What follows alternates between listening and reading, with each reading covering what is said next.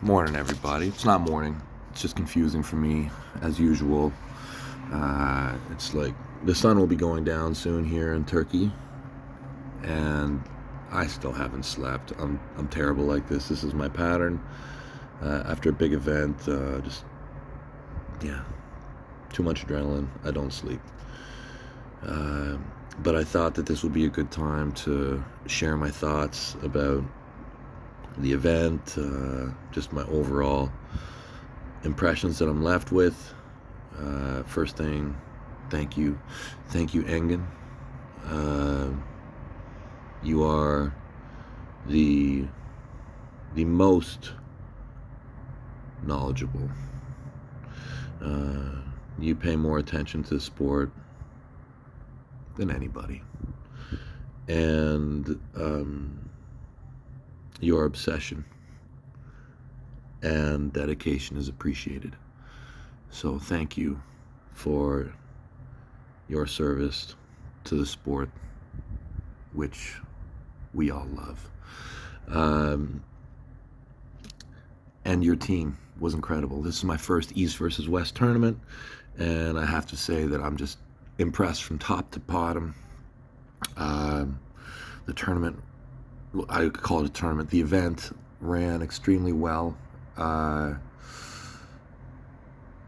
And I will go so far as to say that you've done a lot of things really, really well. And I look forward to having a couple days with you just to hang out and talk. But we'll get into that later. So the actual event, 15 super matches. Okay, so I'm not going to hit on everyone. The level is incredible. Okay, the level of arm wrestlers that were in those matches is so high, guys. The level of the sport now is really, really like I've never seen it. And not just the guys who were on the table, but guys in the audience. Okay, you had the best here. The best were here. There were a few really standout performances for me throughout the event. Every match was all-star material. Every match. These are if they're not a world title match, they're not far off. Okay, every single one of them. Very relevant. All the matches are very relevant. If you love arm wrestling, all these matches are of extreme importance. John Brzenk, 58 years old, continuing to operate at the very, very top of our sport. It just makes you love the sport more. Having a champion like John continuing to do what he does, it's mind-boggling. Probably the highlight moment for me was watching John beat Oleg. Just super impressive.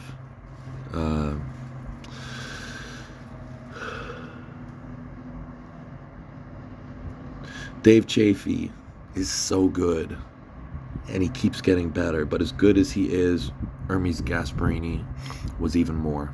Hermes, young, versatile, strong, aggressive, capable of giving supreme efforts.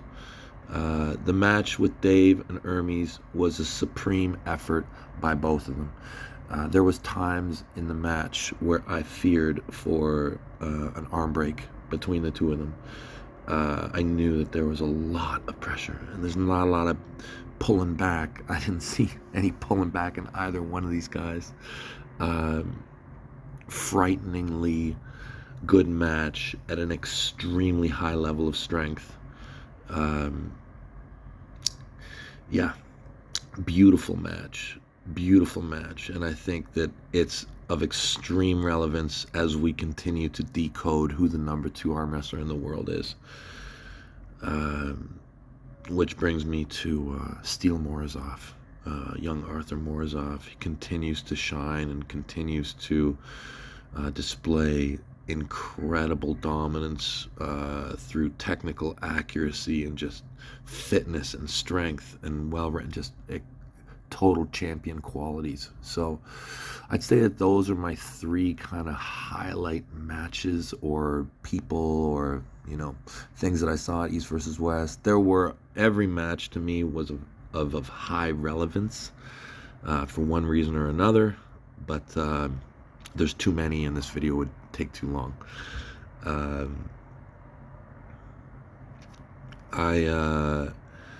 I was especially impressed at and you can never make everybody happy. It's just an unfortunate reality of life. You never make everybody happy, but what did make me happy was every match that I saw, I felt was decided by the arm wrestlers. And ultimately, this speaks to a deep, in my opinion, understanding of what the sport is fundamentally about. And so I think that they really got it right in terms of the way the conduct was managed overall. I felt that the right person won in all cases. I never felt like I was left with a question, a high degree of question at the end of any of the matches. So again, hats off to East versus West for really doing it right and allowing the fights to continue in a way that made our sport very, very cool. Thanks to Hermes. Why do I even say that name? Hermes. Gotta get your name out of my mouth, Hermes. Thank you to Evgeny. It was great to have you as a partner for the last few weeks, and I very much enjoyed our fight. And I'm sure it will happen again at some point, but no time too soon. What's next for me? I just want to take some time, go home, have some time to reconnect with my family, arm wrestle with high hookers and all the local teams, get back to the roots, enjoy what arm wrestling is in a non-competitive way. It's actually, I ask myself when I compete, why do I do it still? Why do I continue to compete? The cycle of the pressure, the nervousness, the dedication of one's time and life to a test that, why do we do it? Yet, continue to find ways to grow through the process. But part of the process is absolutely taking your eye away from competition and enjoying the sport at all levels. So I do not want to set a match at the moment. Of course, it will be inevitable. There are matches in the super heavyweight division that I am interested in, whether it's for legacy or whatever reason. There's a lot of matches. I, however, am extremely happy with arm wrestling in a weight division. I feel for my longevity and my overall health, it's just way better for me. So 115 was nice. I'm sure I could hit 110 without difficulty now. 105 might be a bit of a stretch, but if I keep walking and keep getting healthier, who knows? Anyways, don't want to rush anything. Thanks to everybody who watched, supported. Thanks to everybody who supports me. Thanks to my family. Thanks to all the guys who have reached out and assisted me in any way. And stay massive, everybody. Oh yeah, and Levon is a monster, and Dennis may be still in the conversation for number 2.